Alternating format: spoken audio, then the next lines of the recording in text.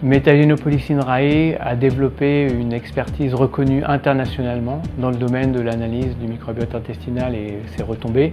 À titre d'exemple, Metagenopolis a été un des premiers à caractériser ce qu'on a considéré comme le second génome humain et à mettre en évidence les entérotypes qui sont des images écologiques du microbiote intestinal humain. La communauté scientifique est aujourd'hui convaincue qu'il est nécessaire d'augmenter le nombre d'individus caractérisés à la base du microbiote intestinal pour améliorer la connaissance. Et donc le projet Le French Gut se donne tout particulièrement l'objectif de caractériser le microbiote intestinal de 100 000 individus afin de vraiment couvrir toute la diversité des populations et donc d'avancer vers une meilleure compréhension de l'hétérogénéité qui existe dans le microbiote de l'individu en bonne santé notamment. C'est un projet initié par l'unité Metagenopolis de l'INRAE en collaboration avec des partenaires publics comme l'INSERM, des hôpitaux, la PHP et des partenaires privés. Ce projet consistera à faire un appel national pour récolter des échantillons de sel et également de faire appel aux cohortes nationales et aux réseaux de patients pour avoir la plus grande diversité possible du microbiote.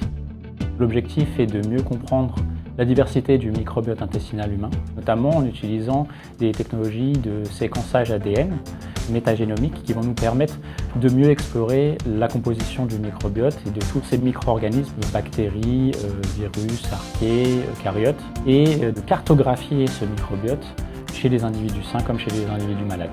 Nous allons également, avec les échantillons sel, récolter des données cliniques et des données nutritionnelles pour essayer de voir en fait s'il existe des relations entre des habitudes alimentaires, des phénotypes particuliers et la composition du microbiote intestinal.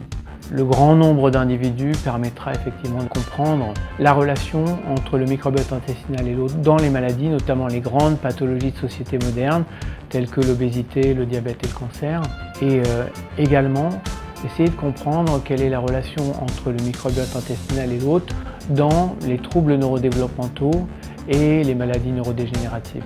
On sait aujourd'hui qu'il peut y avoir une relation assez intime entre le microbiote et le cerveau et ce faisant un effet du microbiote sur le comportement humain.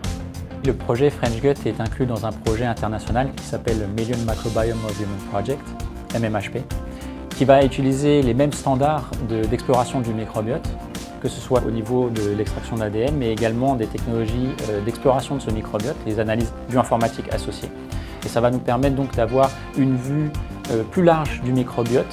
Ici, l'objectif est de collecter 1 million de microbiotes.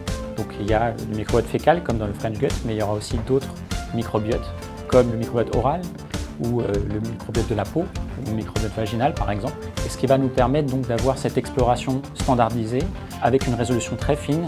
Accélérer la science du microbiote, c'est approfondir la connaissance du domaine et cela va permettre de développer des outils nouveaux en termes de diagnostic, en termes de pronostic, de prédiction et d'avancer vers la définition d'une nutrition préventive personnalisée et le développement d'une médecine de précision.